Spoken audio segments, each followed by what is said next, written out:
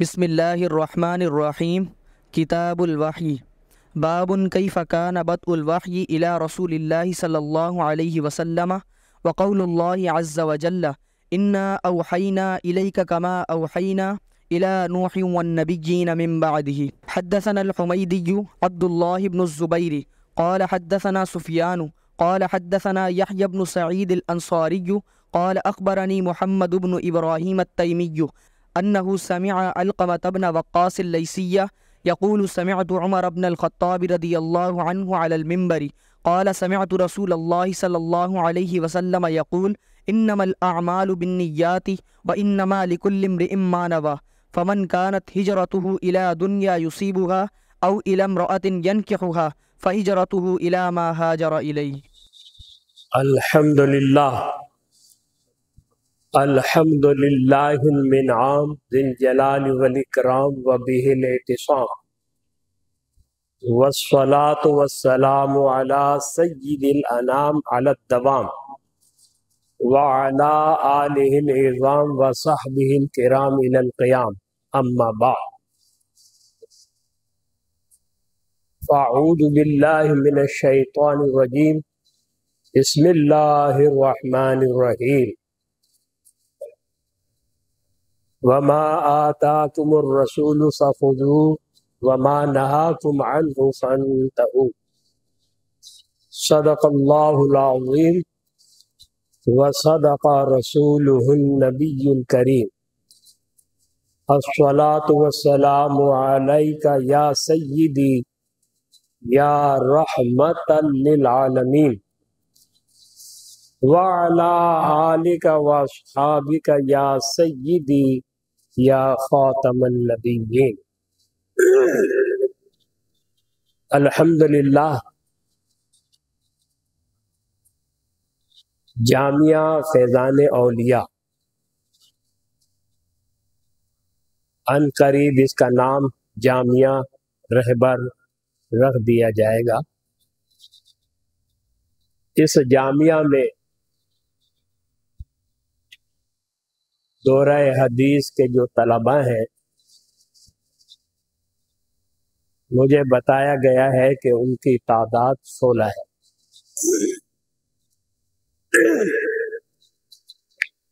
ان میں سے ایک طالب نے جو حدیث پاک کا علم حاصل کرتا ہے اصطلاح میں اسے طالب کہتے ہیں، اور جو علم حدیث منتقل کرتا ہے اسے محدث کہتے ہیں.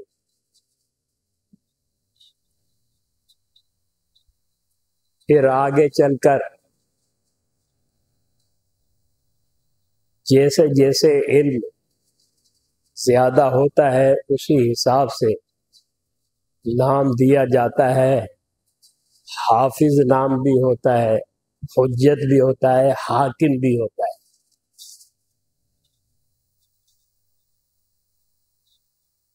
حافظ اس کو کہتے ہیں جس کو 1,00,000 احادیث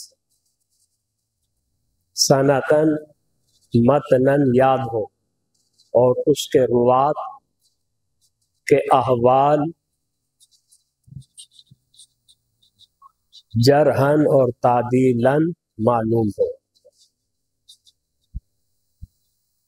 اور یہی صورت جب 3,00,000 احادیث کی ہو جائے تو اسے حجہ کہتے ہیں، اور تمام احادیث میں یہی صورت ہو جائے تو اسے حاکم کہتے ہیں. ماشاءاللہ بڑی اچھی عبارت پڑھی ہے، بڑی خوشی ہوئی. تو ان قریب ہونے والی جامعہ رہبر اور رہبر اسلامک فاؤنڈیشن، اس کے سربراہ معروف اور مشہور شخصیت ہے شیخ طریقت مولانا عبدالجبار نقشبندی صاحب حافظہ اللہ تعالی. ان کی محبت ہے، انہوں نے کچھ گفتگو کرنے کے لیے مجھے دعوت دی ہے، حالانکہ آپ کے جو شیخ الحدیث ہیں حضرت علامہ غلام یاسین حافظہ اللہ تعالی، وہ مشہور اور معروف ہے، اور میں نے ان کی کافی تعریف سنی ہے، مخلص ہے، محنت سے پڑھاتے ہیں۔ دعا گو ہوں کہ اللہ رب العزت ان سب کو، آپ کو دین و دنیا کی برکتیں اور سعادتیں نصیب فرمائے۔ امام بخاری رحمت اللہ تعالی علیہ، جن کی یہ کتاب ہے جو آپ کے سامنے ہے، ان کا نام نامی اسم گرامی محمد ہے، اور ان کے والد کا نام اسماعیل ہے، اور دادا کا نام ابراہیم ہے، اور پردادا کا نام مغیرہ ہے۔ تو مغیرہ سے اوپر جو سلسلہ ہے تو وہ مجوسی ہے۔ مغیرہ ایمان لے کر آئے تھے، پھر یہ سلسلہ اہل ایمان کا چلا ہے۔ امام بخاری رحمت اللہ تعالی علیہ کی ولادت حق اور سچ کے ساتھ ہوئی، کیونکہ ان کی ولادت کا سن ہجری، عام طور پر سن ہجری بولتے ہیں لیکن صحیح تلفظ ہے سن ہجری، وہ 194 ہے، اور یہ لفظ صدق سے نکلا ہے 194۔ سواد کے 80، سواد کے 90 ہوتے ہیں، اور دال کے 4 ہوتے ہیں، اور قاف کے 100، تو یہ 194 ہو گیا۔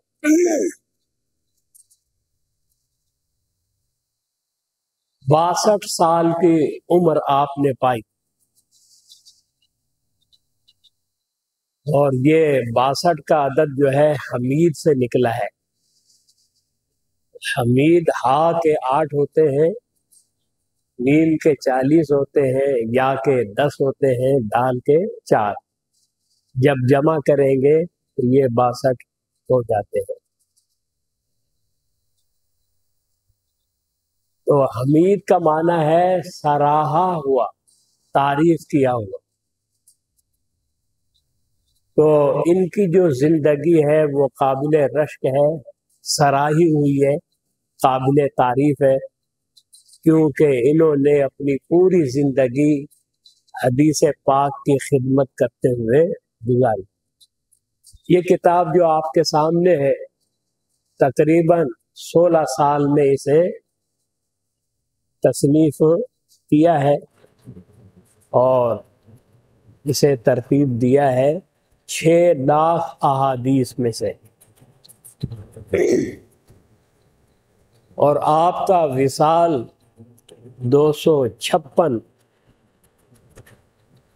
سن ہجری میں ہوا ہے، اور 256 کا عدد جو ہے نور سے نکلتا ہے۔ نون کے 50 ہوتے ہیں، واو کے 6 ہوتے ہیں، اور را کے 200 ہوتے ہیں۔ تو آپ کی زندگی سے یہ پتہ چلتا ہے کہ آپ کی ولادت صدق، سچ اور حق کے ساتھ ہوئی، اور آپ نے اپنی زندگی ایسی گزاری جو قابل رشک ہے، قابل تعریف ہے، اور جب اس دنیا سے گئے تو نور بخیرتے ہوئے چلے گئے۔ ظاہر ہے کہ قرآن بھی نور ہے، حدیث بھی نور ہے۔ چونکہ آپ نے نبی کریم صلی اللہ تعالی علیہ وسلم کے ارشادات عالیہ کی خدمت کی ہے، احادیث نبویہ کی خدمت کی ہے، اور خلوص کے ساتھ کی ہے، اور اس کا اشارہ یہ شروع میں حدیث پاک لا کر رہے ہیں کہ جب بھی کوئی جائز کام کیا جائے، مباح کام کیا جائے، تو اس میں نیت خیر ہو، اچھی نیت ہونی چاہیے، کیونکہ حسن نیت کمال ہے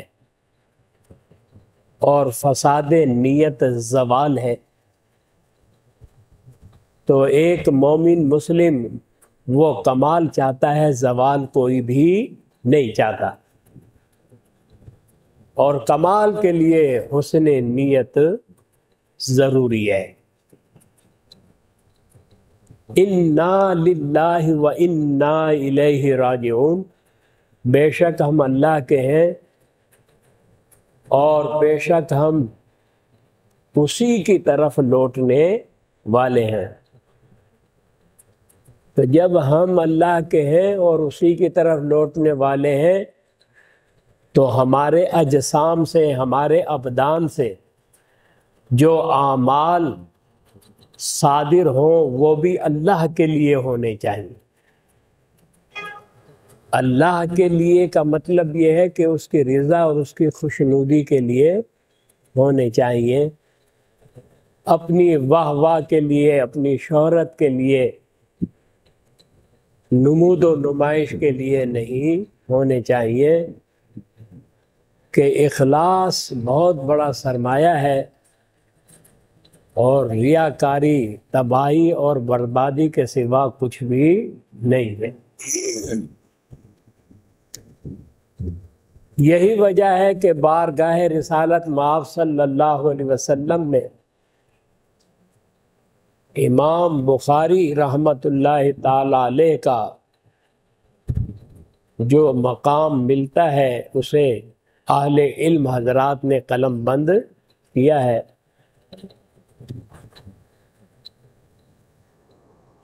حضرت محمد بن یوسف فربری،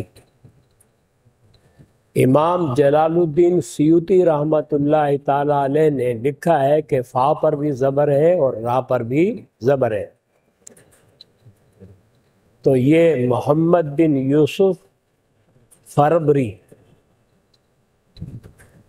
یہ کہتے ہیں کہ میں نے خواب میں نبی کریم صلی اللہ تعالی علیہ وسلم کی زیارت کی،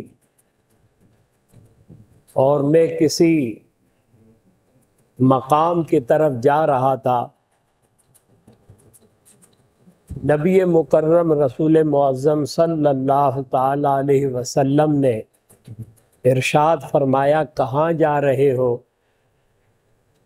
میں نے عرض کی کہ حضور محمد بن اسماعیل کے پاس جا رہا ہوں، امام بخاری کے پاس جا رہا ہوں۔ تو ارشاد فرمایا کہ جاؤ اور میرا سلام ان سے کہنا۔ تو نبی کریم صلی اللہ علیہ وسلم کا جس پر سلام ہو اس کی کیا بات ہے۔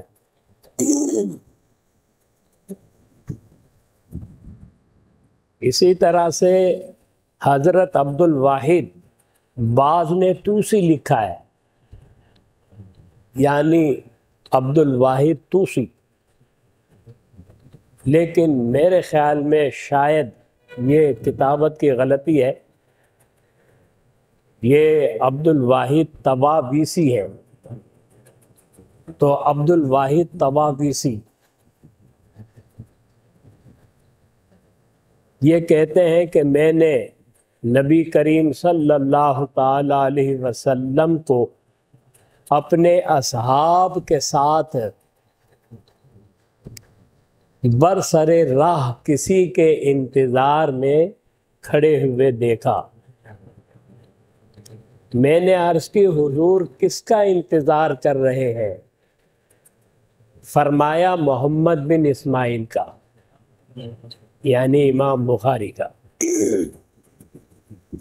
کہتے ہیں کہ چند دن کے بعد مجھے پتہ چلا کہ امام بخاری کا وصال ہو چکا ہے، تو پھر میں نے تحقیق کی، جس رات میں نے خواب دیکھا تھا تو پتہ چلا کہ وہی وقت تھا جس میں امام بخاری کا انتقال ہوا۔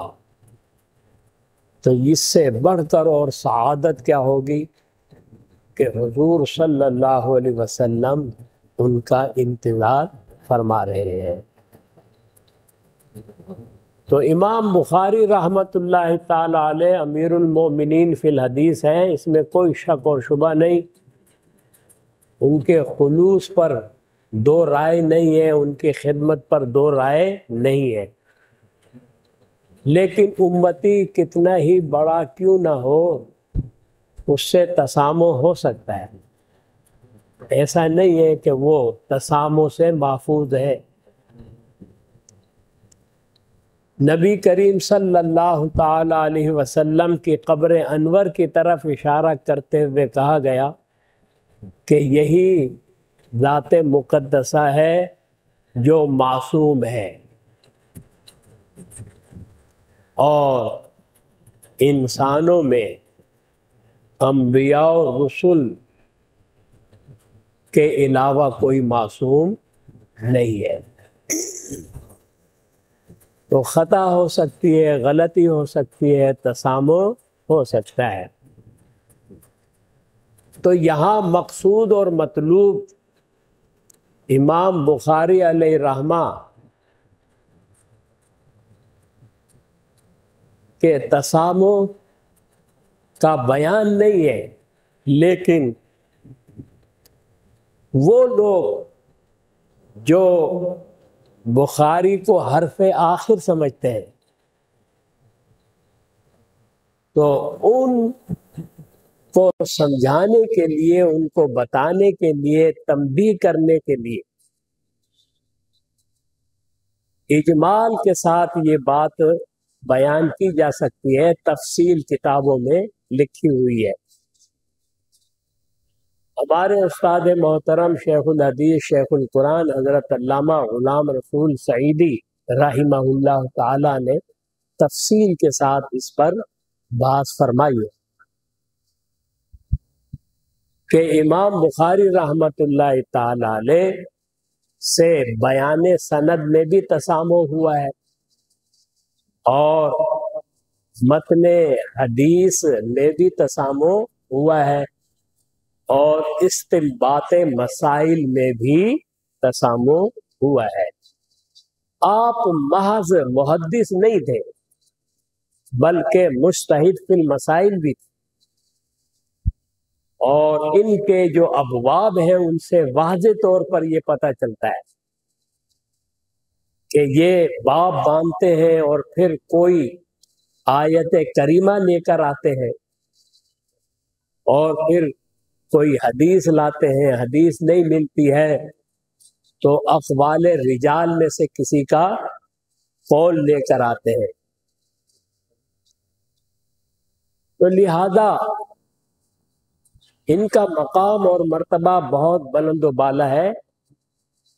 اس طرح کی باتیں جو بیان کی جاتی ہیں وہ محض ان کو آئینہ دکھانے کے لیے ہے جو بخاری کو حرف آخر سمجھتے ہیں۔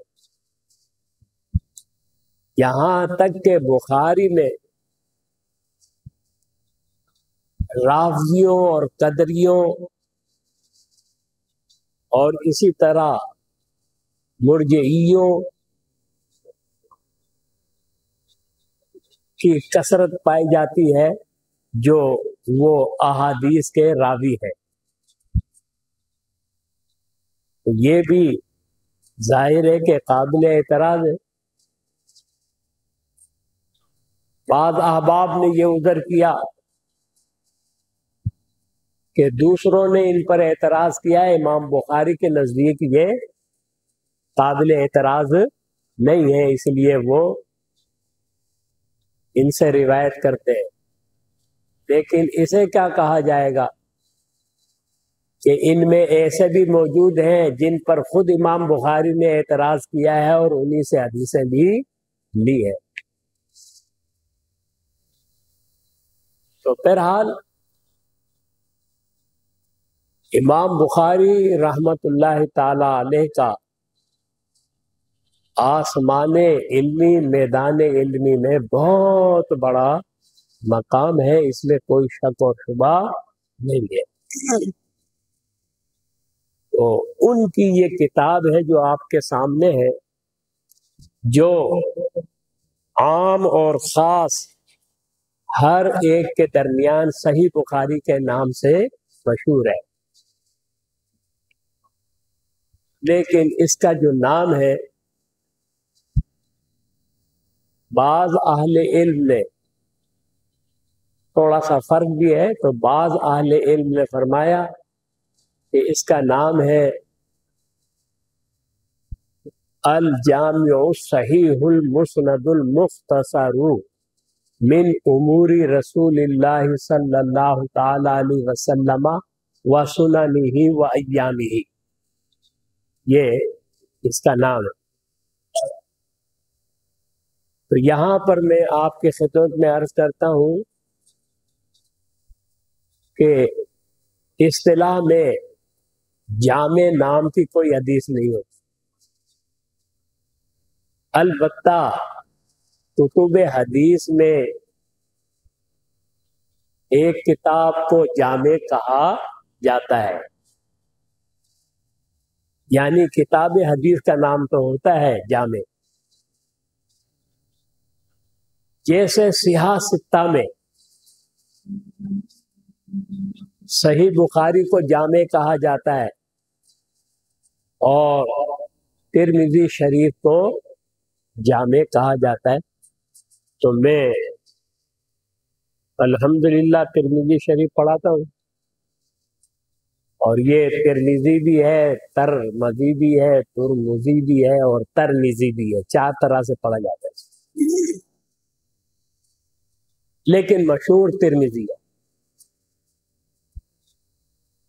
صحیح مسلم کو اکثر اہل علم حضرات نے جامع نہیں مانا، کیونکہ اس میں تفسیر بہت ہی کم ہے، چند اوراق پر تفسیر ہے. لیکن بعض اہل علم حضرات نے قلت تفسیر کو نظر انداز کرتے ہوئے جامع کا اطلاق اس پر کیا ہے. تو جامع حدیث کی اس کتاب کو کہتے ہیں جس میں مصنف محدث 8 عنوانات پر احادیث کریمہ کو لے کر آئے، اور وہ 8 مخصوص عنوانات عقائد و آداب ہیں، احکام و اشراط ہیں، اور اس کے علاوہ مناقب ہے، 5 ہو گئے، سیر ہے، فتن ہے، 7 ہو گئے، اور آخری تفسیر ہے. تو یہ 8 عنوانات. آگے پھر آیا ہے الصحیح ہو، الجامع الصحیح ہو، الصحیح ہو. تو صحیح جو ہے وہ حدیث کا نام بھی ہوتا ہے اور کتاب کا نام بھی ہوتا ہے. تو صحیح حدیث کی اس کتاب کو کہتے ہیں جس میں مصنف محدث احادیث صحیحہ لانے کا انتظام کرے. اور حدیث جو صحیح ہوتی ہے وہ ہوتی ہے کہ جس کے تمام راوی وہ ثقہ ہو، تمام راوی ثقہ ہو، اور وہ تام الضبط ہو. تو جب یہ صورت پائی جائے گی تو وہ حدیث صحیح ہوگی. اگر اس کی سند متصل ہے، یعنی سند میں کوئی انقطاع نہیں ہے، تو اسے مسند کہتے ہیں. اور اگر اس میں انقطاع ہے یا انقطاع نہیں ہے، دونوں صورتوں میں مرفوع بھی کہتے ہیں۔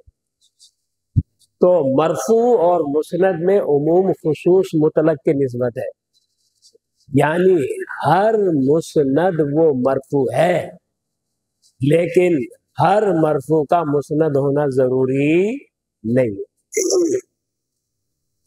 تو آگے پھر المسند آیا ہے، تو وہ آپ نے اس تعریف میں سن لیا مسند کس حدیث کو کہتے ہیں، اور مسند حدیث کی کتاب کا نام بھی ہوتا ہے۔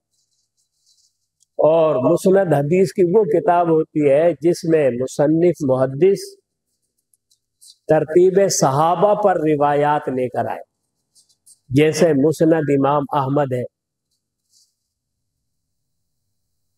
تو یہاں پر مسند حدیث کی کتاب کا نام نہیں ہو سکتا، کیونکہ بخاری میں ایسا نہیں ہے۔ اس میں ایک ایک صحابی کی تمام روایات کو جمع کر دیا جاتا ہے، اور پھر ترتیب صحابہ پر مراتب کے اعتبار سے حدیثیں لائی جاتی ہیں، اور اس میں ایسا نہیں ہے۔ المختصر، تو ظاہر ہے کہ مختصر ہے، 6 لاکھ احادیث میں سے اس کا انتخاب کیا ہے تو مختصر ہی ہے۔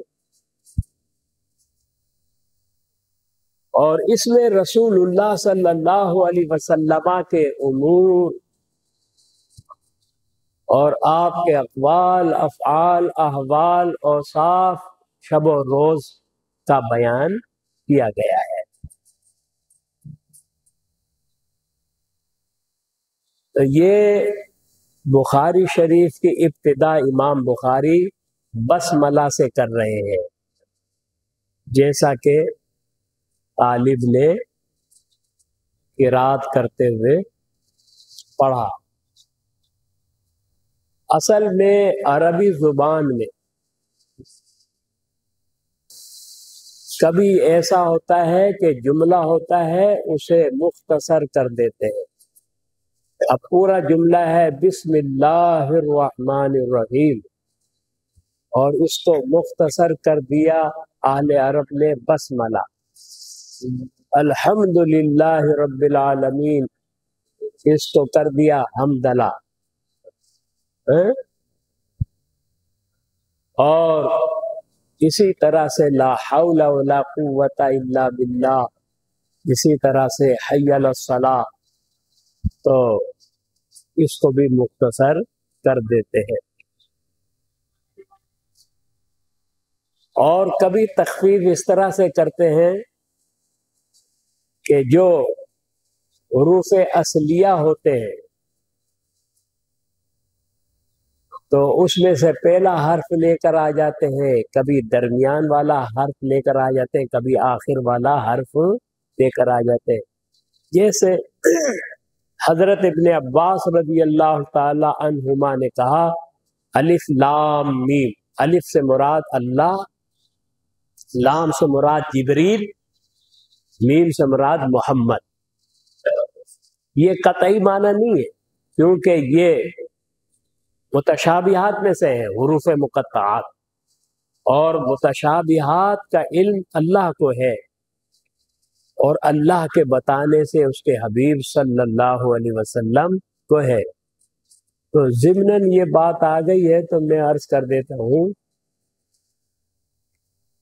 کہ جو حضرت ابن عباس رضی اللہ تعالی عنہما کی روایت آئی ہے تو اس سے مراد یہ نہیں ہے کہ یہ قطعی معنی ہے، یہ قطعی معنی ہے، یہ مراد نہیں، کیونکہ متشابہات دو طرح پر ہے۔ ایک متشابہ وہ ہوتا ہے جس کا معنی معلوم ہے مگر مراد معلوم نہیں، اور ایک متشابہ وہ ہوتا ہے کہ مراد تو معلوم ہے ہی نہیں، معنی بھی معلوم نہیں، معنی بھی معلوم نہیں۔ تو حروف مقطعات یہ اسی متشابہات سے ہیں جس کا معنی بھی معلوم نہیں ہے، مراد معلوم ہونا تو دور کی بات ہے۔ اور معنی معلوم ہے ید کا، لیکن مراد کیا ہے وہ معلوم نہیں، اور جو مراد ہے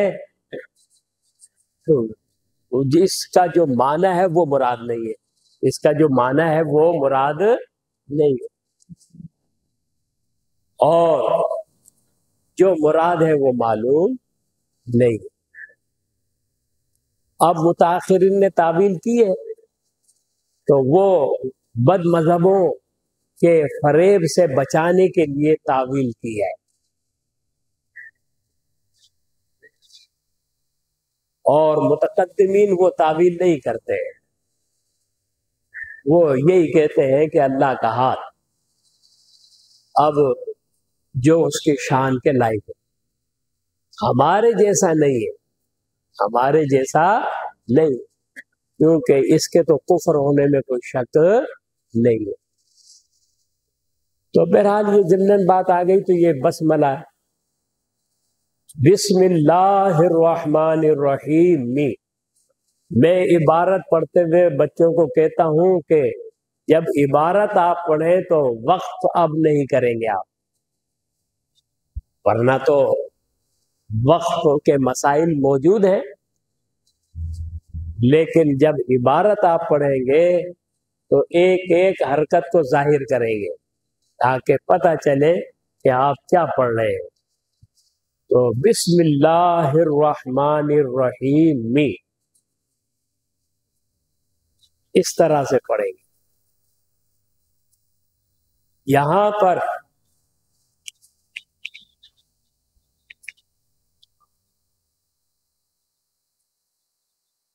آدھا گھنٹہ جی یہ تو پتہ نہیں کتنے گھنٹے لگیں گے اس میں۔ تو بسم اللہ، اس میں جو اسم ہے، اس میں جو حمزہ ہے وہ حمزہ وصلیہ ہے، تو حمزہ وصلیہ درجے کلام میں تلفظ سے ساقط ہو جاتا ہے، لیکن اطابت سے ہر جگہ ساقط نہیں ہوتا، بعض جگہ ساقط ہوتا ہے، بعض جگہ ساقط نہیں ہوتا۔ اب میں اس کی تفصیل کروں گا تو اس میں بھی بہت ٹائم لگے۔ الحمدللہ میرے ذہن میں ہے، بوڑھا ہو گیا ہوں لیکن اتنا بوڑھا نہیں ہوا کہ ذہن میں نہ ہو، ذہن میں ہے، بتا سکتا ہوں۔ مشہور جیسے یہ ہے کہ دو علم کے درمیان ہے ابن، اور وہ دو علم ان سے نسل چلتی ہے، کیونکہ انسانوں میں مرد سے نسل چلتی ہے، تو وہاں پر یہ حمزہ تلفظ میں تو ساقط ہوتا ہی ہے، کتابت میں بھی ساقط ہو جائے گا۔ جیسے آپ کی یہ کتاب ہے، اس کے اندر ہی آپ دیکھ لیں یحییٰ بن سعید آ رہے نا، یحییٰ بن سعید، تو یہ یحییٰ بن سعید، یہ ابن آ گیا نا بیچ میں، اب یحییٰ اور سعید یہ دونوں ایسے ہیں جن سے نسل چل رہی ہے، تو جب ابن ایسے دو علم کے درمیان آ جاتا ہے تو اس کا حمزہ جو وصلیہ ہوتا ہے وہ کتابت سے بھی ساقط ہو جاتا ہے۔ لیکن اگر ایک جگہ والد کا نام ہو، ایک جگہ جو ہے وہ والدہ کا نام ہو، تو مردوں سے تو چلتی ہے لیکن عورت سے انسانوں میں نسل نہیں چلتی۔ ہاں جانوروں میں نسل جو ہے وہ مطلب مادہ سے چلتی ہے، نر سے نہیں چلتی۔ اسی لیے فقہا نے کہا ہے کہ ایک بکری ہے اور ایک ہرن ہے، اس کے ملاپ سے بچہ پیدا ہوگا تو وہ بکری کے حکم میں ہوگا، کیونکہ نسل جو ہے وہ ماں سے چلتی ہے جانوروں میں، تو لہذا اس کی قربانی جائز ہے۔ لیکن ایک بکرا ہے ایک ہرنی ہے، اس کے ملاپ سے بچہ پیدا ہوگا، تو چونکہ ماں ہرنی ہے اور ہرنی کی قربانی درست نہیں ہے تو اس بچے کی قربانی درست نہیں ہوگی۔ تو عیسیٰ ابن مریم قرآن میں بار بار آیا ہے، متعدد مقامات پر آیا، آپ دیکھیں وہاں پر یہ حمزہ موجود ہے، کتابت سے ساقط نہیں ہوتا، کیونکہ مریم وہ خاتون ہے اور انسانوں میں خاتون سے نسل نہیں چلتی۔ ہاں یہی جیسے یحییٰ بن سعید ہے، اگر یحییٰ آخر میں آئے لائن کے اور دوسری لائن کے شروع میں ابن آ جائے تو یہی جو حمزہ یہاں ساکت ہے پھر ساکت نہیں ہوگا، پھر یہ حمزہ لکھا جائے گا اگر سطر کے شروع میں یہ آ جائے۔ تو بہرحال یہاں پر جو حمزہ گرا ہے کتابت سے بسم اللہ میں، یہ کیوں گرا ہے؟ گرنا نہیں چاہیے، یہ گرنا نہیں چاہیے۔ تو آپ جانتے ہیں کہ کثرت استعمال تخفیف کا فائدہ دیتی، کثرت استعمال تخفیف کا فائدہ دیتی ہے، چونکہ بسم اللہ کو کثرت سے لکھا جاتا ہے تو اب اس سے تخفیف کا فائدہ حاصل ہوا اور یہاں سے حمزہ کو ساکت کر دیا گیا، تلفظ سے بھی اور کتابت سے بھی۔ لیکن یہاں پر با کو لمبا کر دیا گیا تاکہ یہ علامت ہو جائے اس پر کہ یہاں حمزہ وصلیہ کو ساکت کیا گیا ہے، تو اس لیے اس با کو لمبا، رسم الخط بھی ایک علم ہے، اس با کو لمبا کر کے لکھتے ہیں۔ اور اس میں جو میم ہے یہاں تو نابینا میم لکھا ہوا ہے کاتب نے، لیکن یہ میم بینا ہونا چاہیے، میم لکھنے میں بینا ہونا چاہیے۔ بینا کا مطلب یہ ہے کہ بیچ کے اندر آپ کو جگہ نظر آنی چاہیے، میم کے بیچ میں جگہ نظر آنی چاہیے۔ تو یہ میم جو ہے یہ بینا ہونا چاہیے، نابینا نہیں ہونا چاہیے۔ اللہ یہ اس میں جلالت علم ہے۔ اب میں مختصر بتا رہا ہوں، الرحمن یہ پہلی صفت ہے اور الرحیم دوسری صفت ہے۔ اور آپ کو معلوم ہے کہ ترقی عالی سے اعلیٰ کی طرف ہوتی ہے، ترقی عالی سے اعلیٰ کی طرف ہوتی ہے، لیکن یہاں پر ایسا نہیں ہے۔ تو یہ قاعدہ مخلوق میں چلتا ہے، خالق میں یہ قاعدہ نہیں چلتا۔ خالق کی تمام صفات برابر ہے، اس میں کوئی عالی اور اعلیٰ کا مسئلہ نہیں ہے۔ اور یہاں پر یہ جواب بھی دیا جاتا ہے کہ الرحمن یہ علم کے مشابہ، یہ علم کے مشابہ، اللہ اس میں جلالتی علم ہے، اور الرحمن یہ علم کے مشابہ ہے، اور یہ خاص اللفظ ہے اور عام المعنی ہے۔ خاص اللفظ کا مطلب یہ ہے کہ اس کا اطلاق اللہ کے سوا اور کسی دوسرے پر نہیں ہوتا ہے۔ قرآن پاک میں ہے، آپ نے سورہ ملک یاد کی ہوگی اور ہر امتی کو یاد کرنی چاہیے، کیونکہ حدیث پاک میں یہ آرزو ہے رسول اللہ صلی اللہ علیہ وسلم کی جو آئی ہے کہ ہر امتی کے دل میں یہ صورت ہونی چاہیے۔ تو اسی بنیاد پر میں نے یہ صورت یاد کر لی ہے۔ تو سورہ ملک میں پرندوں کا ذکر ہے، یہ پرندے ہوا میں اڑتے ہیں، گرتے نہیں ہیں، حالانکہ کوئی بھی چیز ہوتی ہے وہ نیچے کی طرف آتی ہے لیکن یہ اڑتے رہتے ہیں۔ تو ان کو کون روکے ہوئے ہے؟ ما یمسکہن الا الرحمن، ما یمسکہن الا الرحمن، تو رحمان ان کو روکے ہوئے ہے، یہ گرتے نہیں ہے۔ تو دیکھو یہاں پر رحمان آیا، اور قرآن ہی میں دوسرے مقام پر اسی ذکر میں، اسی بیان میں یہ آیا ہے ما یمسکہن الا اللہ، وہاں پر اللہ اس میں جلالت آیا۔ اور پھر دوسرے مقام پر یہ علم کے مشابہ ہے، تو پھر یہاں پر اللہ کی بجائے الرحمن آیا ہے، ٹھیک ہے؟ تو یہ مشابہ ہے علم کے، اس لیے اس کو پہلے لایا گیا اور الرحیم بعد میں آیا۔ الرحیم یہ عام اللفظ ہے اور خاص المعنی ہے، یعنی خاص المعنی کا مطلب یہ ہے کہ آخرت میں اللہ تعالیٰ مومنوں کے لیے رحیم ہوگا، کفار مشرکین کے لیے رحیم نہیں ہوگا۔ اور یہ عام اللفظ ہے، یعنی اس کا اطلاق دوسروں پر، اللہ کے علاوہ دوسروں پر بھی اس کا اطلاق ہوتا ہے، جیسے قرآن پاک میں خود موجود ہے بالمؤمنین رؤوف الرحیم۔ تو رحیم کا اطلاق نبی کریم صلی اللہ علیہ وسلم کی ذات اقدس پر ہوا۔ وہ اللہ بھی رحیم ہے اور رسول اللہ بھی رحیم ہے، تو یہ اشتراک لفظی پایا جا رہا ہے، لیکن اشتراک لفظ سے شرک لازم نہیں آتا ہے۔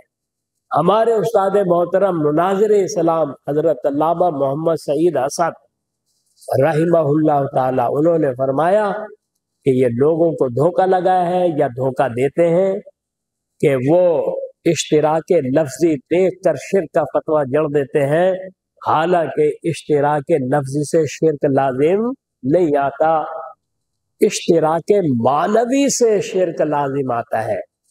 یعنی اللہ تعالی رحیم ہونے میں کسی کا محتاج نہیں ہے، وہ ہمیشہ سے رحیم ہے، ہمیشہ رحیم رہے گا۔ یہ زمانے کا جو ذکر آیا ہے وہ تو زمانے سے بھی پاک ہے، وہ تو زمان مکان ہر ایک سے پاک ہے، لیکن اگر زمانے کا ذکر نہیں کرے تو میری اور آپ کی سمجھ میں بات نہیں آئے گی۔ یعنی زمانہ کا ذکر ہوتا ہے، بات سمجھ میں آتی ہے، ورنہ میں کہوں کھانا سعید، کھانا سعید، کھانا سعید، تو لوگ کہیں گے کہ حضرت پہلے تو صحیح تھے، اب شاید دماغ کی کوئی جو ہے چول ہل گئی ہے، کیا کہہ رہے ہیں سمجھ میں نہیں آ رہا۔ لیکن میں جب یہ کہوں گا کہ سعید کھانا کھا رہا ہے، سعید کھانا کھا چکا ہے، سعید نے کھانا کھا لیا ہے، سعید کھانا کھائے گا، یہ زمانے کا ذکر ہوگا تو پھر سمجھ میں آئے گا میں کیا کہنا چاہتا ہوں، ٹھیک ہے نا؟ تو یہ ہے وجہ۔ تو اللہ تعالی رحیم ہونے میں کسی کا محتاج نہیں، وہ ہمیشہ سے رحیم ہے اور ہمیشہ رحیم رہے گا۔ جب وہ مرحوم نہیں تھا جب بھی رحیم تھا، جب مرحوم نہیں تھا جب بھی رحیم تھا، جب وہ مرزوق نہیں تھا جب بھی رازق تھا، سمجھے؟ تو وہ قدیم ہے، وہ حادث نہیں ہے۔ اور رسول اللہ صلی اللہ علیہ وسلم رحیم ہونے میں اپنے رب کے محتاج ہیں، وہ پہلے رحیم نہیں تھے، رب نے ان کو رحیم بنایا ہے، تو ان کا رحیم ہونا حادث ہے، قدیم نہیں ہے۔ تو یہ دیکھیں معنی میں برابری نہیں ہے، جب معنی میں برابری نہیں ہے تو شرک کبھی بھی لازم نہیں آئے گا۔ تو بسم اللہ الرحمن الرحیم میں الرحمن الرحیم، اس کا اعراب کیا ہے؟ تو اس کا مشہور اعراب تو یہی ہے کہ یہ مجرور ہے۔ مجرور کیوں ہے؟ اس لیے کہ یہ اللہ، اس میں جلالت کی صفات واقع ہو رہی ہے۔ تو الرحمن صفت اولا ہے اور الرحیم صفت ثانیہ ہے، ٹھیک ہے؟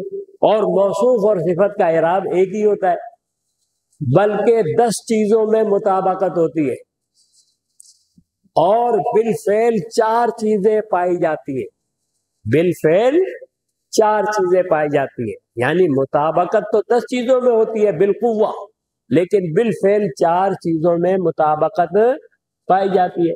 ظاہر ہے کہ واحد، تثنیہ، جمع، ان میں سے کوئی ایک ہی ہوگا نا، اور مرفوع، مجرور اور منصوب ان میں سے کوئی ایک ہی ہوگا، مذکر، مؤنث اس میں سے کوئی ایک ہی ہوگا، معرفہ، نکرہ ان میں سے کوئی ایک ہی ہوگا، تو بالفعل 4 چیزیں پائی جائیں گی۔ تو اس صورت میں اس کو مجرور پڑھا جائے گا بسم اللہ الرحمن الرحیم میں.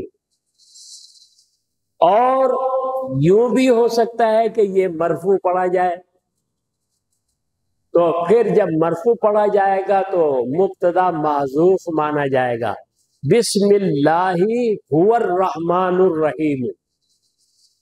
اور یہ بھی ہو سکتا ہے کہ یہ منصوب ہو، تو منصوب ہوگا تو فعل مقدر مانا جائے گا، بسم اللہ اعن الرحمن الرحیم. صحیح ہے؟ تو یہ تو اعراب کی میں نے صورتیں بیان کی. باقی یہ ہے کہ جب آپ اس کا معنی کریں گے تو پھر یہاں پر آپ سمجھ لیں کہ یہ جو بسم اللہ ہے، بسملہ، اس میں 8 صورتیں ہوں گی. کتنی صورتیں ہوں گی؟ 8 صورتیں ہوں گی. اور وہ 8 صورتیں یہ ہیں کہ با حرف جار ہے، حروف جارہ میں سے ایک حرف جر ہے با، اور اسم مضاف ہے، اللہ اسم جلالت یہ موصوف ہے، الرحمن الرحیم یہ صفات ہے. موصوف اپنی صفات سے مل کر مضاف الیہ ہے، اس مضاف کا مضاف اپنے مضاف الیہ سے مل کر مجرور ہے با جار کا. اب جار مجرور سے مل کر ظاہر ہے متعلق ہوگا. اگر وہ متعلق جس سے متعلق ہوتا ہے وہ متعلق ہوتا ہے، اگر متعلق مذکور ہے تو پھر وہ ظرف لفظ کہلاتا ہے، کیونکہ وہ تو موجود ہے. تو اس لیے محنت آپ کو کرنی نہیں پڑی اور سیدھا اس کو بٹھا دیا اس کے اوپر. ٹھیک ہے، تو ظرف لغو ہے. اور اگر وہ نکالا جائے گا، مذکور نہیں ہے، نکالا جائے گا تو محنت کرنی پڑے گی آپ کو، تو وہ ظرف مستقر کہلاتا ہے، وہ ظرف مستقر کہلاتا ہے. تو اب اس کا متعلق تو ہوگا. تو اب بصریین فعل کو مقدر مانتے ہیں اور کوفیین شبہ فعل کو مقدر مانتے ہیں. اب یہ 2 صورتیں ہو گئی. پھر یہ دونوں مقدم ہوں گے یا مؤخر ہوں گے تو 2 دونی 4. پھر یہ فعل یا شبہ فعل عام ہوں گے یا خاص تو 4 دونی 8، تو 8 صورتیں بن جائیں گی. کتنی بن جائیں گی؟ 8 صورتیں بن جائیں گی. تو اب یہ ہوگا کہ جیسے اشرعو مان رہے ہیں آپ، فعل ہے اشرعو، تو اور ابتدا جو ہے اس کا کیا ہے؟ ابتدیو. ٹھیک ہے، تو اشرعو یہ عام ہے، سمجھے نا، اور ابتدیو یہ خاص ہے. اور اس کو مقدم آپ نے رکھا ہے تو یہ 2 صورتیں ہو گئی. ان 2 کو مؤخر کر دیں گے تو یہ 4 صورتیں بن جائیں گی. اور کوفیین شبہ فعل مقدر مانتے ہیں، اور آپ کو معلوم ہے شبہ فعل جو ہے وہ اپنے فعل کا عمل کرنے کے لیے اعتماد کا تقاضا کرتا ہے. کس کا تقاضا کرتا ہے؟ اعتماد کا. تو وہ انا آپ نکالیں گے، یعنی انا شارعون، انا مطلب قارئون. صحیح ہے نا. اور اسی طرح سے بعد میں آپ لے جائیں گے تو پھر وہاں پر انا قارئون اور انا شارعون. تو اس طرح سے یہ 8 صورتیں بن جاتی ہیں. تو یہ جو ہے صرف بسملہ جو ہے یہ 50 منٹ ہو چکے ہیں نا، اور میں اس سے زیادہ تقریر کرنا نہیں چاہتا تھا. تو انشاءاللہ تعالی پھر آپ کی خدمت میں حاضر ہوں گا تو اس کے بعد پھر جو ہے میں بیان کروں گا. ادھر بس اتنا بتا دیتا ہوں کہ بابن آیا ہے. باب اسماء معدودہ کے قبیل سے اگر مانا جائے تو یہ مبنی بر سکون ہے اور اس کا کوئی اعراب نہیں ہے. لا اعراب لہو، اس کا کوئی اعراب نہیں ہے. تو باب پڑھیں گے. اور دوسرے طور پر اسے مرفوع پڑھیں گے. مرفوع پھر منون بھی ہوگا اور غیر منون بھی ہوگا. منون ہوگا تو بابن پڑھیں گے اور اگر غیر منون ہے تو پھر اس کی اضافت ما بعد کی طرف ہوگی، سمجھے؟ تو ما بعد کی طرف ہوگی تو باب کیف کان بدء الوحی الی رسول اللہ صلی اللہ تعالی علیہ وسلم، اور اگر یہ قول کا عطف جو ہے مضاف الیہ پر آپ کریں گے تو وقول اللہ عز وجل ہوگا، اور اگر الگ سے کریں گے تو پھر وقول اللہ عز وجل ہوگا۔ پھر یہ اللہ تعالیٰ کا فرمان دے دیا انا اوحینا الیک کما اوحینا الی نوح والنبیین من بعدہ۔ پھر یہ حدیث پاک انہوں نے بیان کر دی ہے۔ یہاں پر اصل میں ایک اعتراض ہے، اس کا جواب بھی دیا جاتا ہے، بس یہاں پر آخری بات یہ عرض کر دیتا ہوں کہ نبی اور رسول اس میں فرق کی 4 صورتیں علماء نے بیان کی۔ کتنی؟ 4 صورتیں۔ تو ایک صورت کو بیان یہ کی ہے کہ ان دونوں میں نسبت تساوی کی ہے، تساوی کی ہے تو ہر نبی رسول ہے اور ہر رسول نبی ہے، لیکن یہ جو ہے ارباب تحقیق نے قبول نہیں کی، صحیح ہے؟ اور ایک ہی ہے کہ تباین ہے، دونوں میں نسبت تباین کی ہے، یعنی جو رسول ہے وہ نبی نہیں ہے، جو نبی ہے وہ رسول نہیں ہے۔ ارباب تحقیق نے اسے بھی قبول نہیں کیا۔ یہ 2 صورتیں ہو گئی، اور 2 صورتوں میں ان کے درمیان عموم خصوص مطلق کی نسبت ہوتی ہے، لیکن ایک جگہ جو ہے وہ رسول خاص ہوتا ہے اور نبی عام ہوتا ہے، اور دوسری جگہ وہ رسول خاص ہوتا ہے اور نبی عام ہوتا ہے، اور دوسری جگہ نبی خاص ہوتا ہے اور رسول عام ہوتا ہے، سمجھے نا؟ تو یہ 2 صورتیں دونوں میں نسبت عموم خصوص مطلق کی ہے۔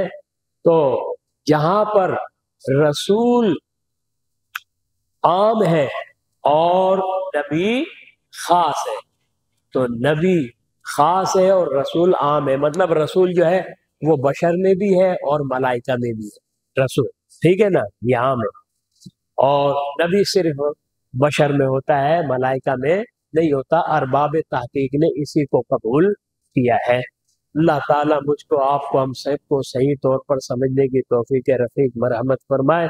آپ کے شیخ الحدیث ماشاءاللہ بڑے اچھے مدرس ہے، تو پھر آپ کو یہ صحیح طور پر لے کر چلیں گے اور پڑھائیں گے۔ میں نے کچھ باتیں عرض کر دی کیونکہ مجھے جانا تھا اور پڑھانا ہے جا کر، تو اس لیے میں نے یہ آپ کے 50-55 منٹ لے لیے ہیں۔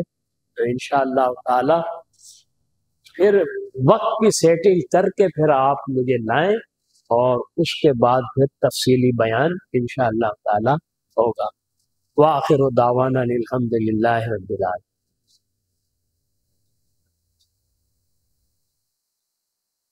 دعا کر دو۔ الحمدللہ رب العالمین، والصلاة والسلام علی سید الانبیاء والمرسلین۔ یا اللہ یا رحمان یا رحیم، افتتاح بخاری شریف کے سلسلے میں جو درس دیا ہے، اس میں جو بھی غلطی خامی کوتاہی رہ گئی وہ معاف فرما۔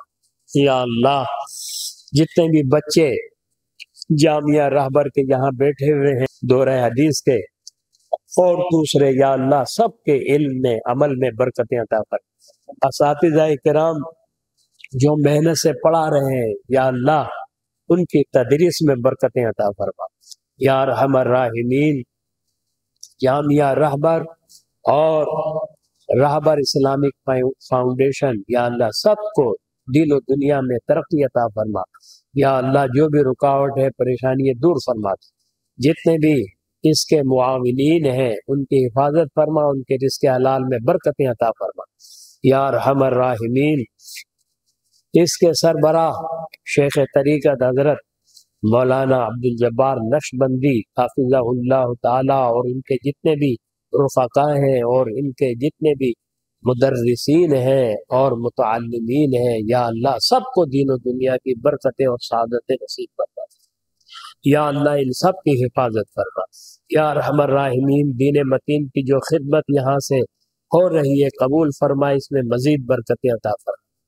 یا اللہ ہماری محبتوں میں دوام عطا فرما، ناچاکیوں سے محفوظ فرما، ہماری خطاؤں کو گناہوں کو معاف فرما، ہم سب کی مغفرت فرما، ہمارے جملہ مرحومین کی مغفرت فرما، ان کے قبور پر اپنی رحمتوں کا نزول فرما، یا ارحم الراحمین ہم سب کا ایمان کامل پر خاتمہ فرما، آمین یا رب العالمین بجاہ سید المرسلین وصلی اللہ تعالی علی سیدنا محمد وعلی آلہ وصحبہ اجمعین برحمتہ